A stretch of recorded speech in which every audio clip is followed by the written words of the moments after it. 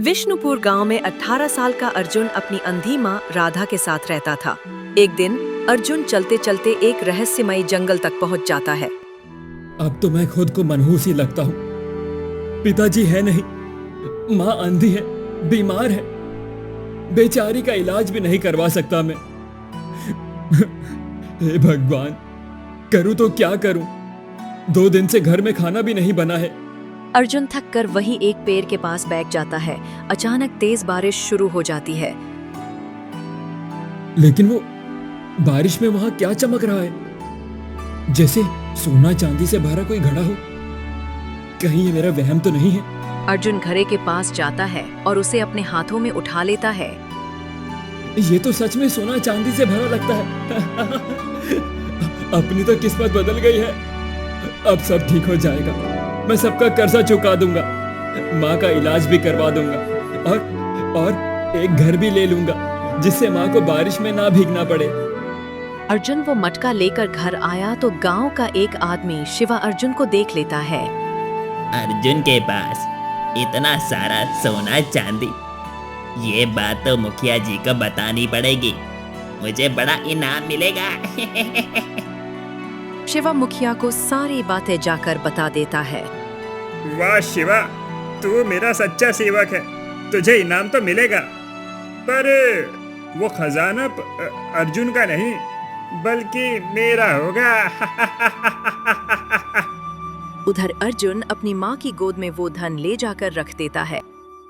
माँ, ये देखो, अपनी सारी मुश्किलें दूर हो गई। अब सब ठीक हो जाएगा। मैं तेरा इलाज करवाऊंगा माँ, और हम भूखे भी नहीं मरेंगे। लेकिन बेटा, ये धन मेहनत से कमाया हुआ नहीं है। हमारा हक उसी धन पे होता है जिसमें हमने मेहनत की हो। लेकिन माँ, ये ना तो मैंने किसी से छीना है, ना ही मांगा है। फिर गलत कैसे हुआ? ये भी तो भगवान ने ही हमारी मदद की है। तू ज्यादा सोच रही है माँ, ऐसा कुछ नहीं होगा। तू आराम कर। मेरा दिल नहीं मान रहा अर्जुन बेटा। ऐसा लग रहा है जैसे कुछ बहुत गलत होने वाला है। तभी एक फकीर बाहर से आवाज लगाता है। अर्जुन जैसे ही बाहर गया, फकीर जोर जोर से हंसने लगता है। बाबा, आप ऐसे हंस क्यों रहे हैं? तेरी नादानी पे हंस रहा हूँ मूर्ख।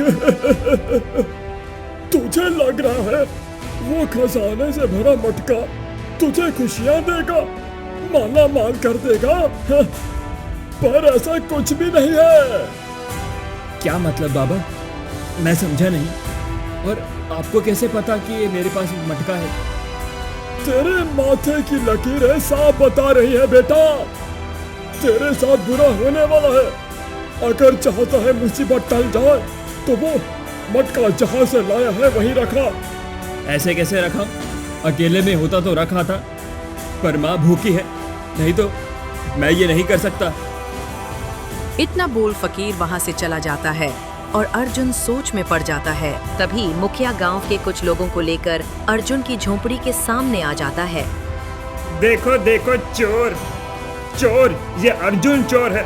इसने मेरे घर से सोने चांदी से भरा मटका चोरी किया है। क्या सच में अर्जुन तो चोर निकला? अगर ये गांव में रहा तो हम में से किसी का धन भी सुरक्षित नहीं है। क्या बातें कर रहे हो आप? मैंने कोई चोरी नहीं की। मुझ पर झूठे इल्जाम क्यों लगा रहे हो? लगता है ये ऐसे नहीं मानेगा, इसे सजा देनी ही होगी। मारो मारो, इसे सब मारो। गांव के सारे आदमी मिलकर अर्जुन को बुरी तरह मारते हैं और मुखिया वो सोने चांदी से भरा घड़ा अपने साथ ले जाता है। ये सब सुन अर्जुन की बुरी माँ बर्दाश्त नहीं कर पाती। मैंने तुझे कहा था, ये धन हमारा नहीं है। मेहनत से कमाया धन ही अपना होता है। अगर मुफ्त में कुछ भी मिलता है तो उसकी कीमत चुकानी पड़ती है। इतना बोले अर्जुन की माँ बेहोश हो जाती है। अर्जुन भी बुरी तरह जख्मी था। ऐसी हालत में ही वो बहुत से लोगों से मदद मांगता है, पर कोई उसकी मदद नहीं करता। इलाज न हो पाने की वजह से उसकी माँ की मौत हो जाती है। सब खत्म हो गया माँ, सब खत्म हो गया। मैं तुझे बचा नहीं पाया। मैं अच्छा बेटा नहीं हूँ। पर जिन लोगों की वजह से ये हुआ है, मैं उन्हें छोड़ूंगा नहीं। अर्जुन मुखिया के घर जाता है जहाँ मुखिया शिवा को इनाम दे रहा था। आज तेरी वजह से मुझे इतना धन मिल गया शिवा, शाबाश। ये ले तेरा इनाम, पूरे 10 सिक्के। ओह, तो ये बात है, अब तुमको सजा मिलकर रहेगी। अर्जुन आधी रात को शिवा के घर जाता है और उसे बेहोश करके एक बोरी में बंद कर देता है और अगली सुबह राजा के दरबार में सब सच बता देता है। सच बता शिवा, मेरे दरबार में नाइंसाफी नहीं होती। अगर झूठ बोला तो फांसी हो जाएगी।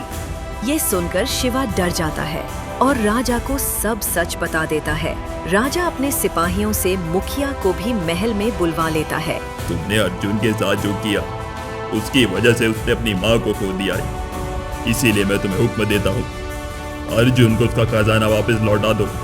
तुमको और शिवा को 2 साल के कारावास में डाल दिया जाता है।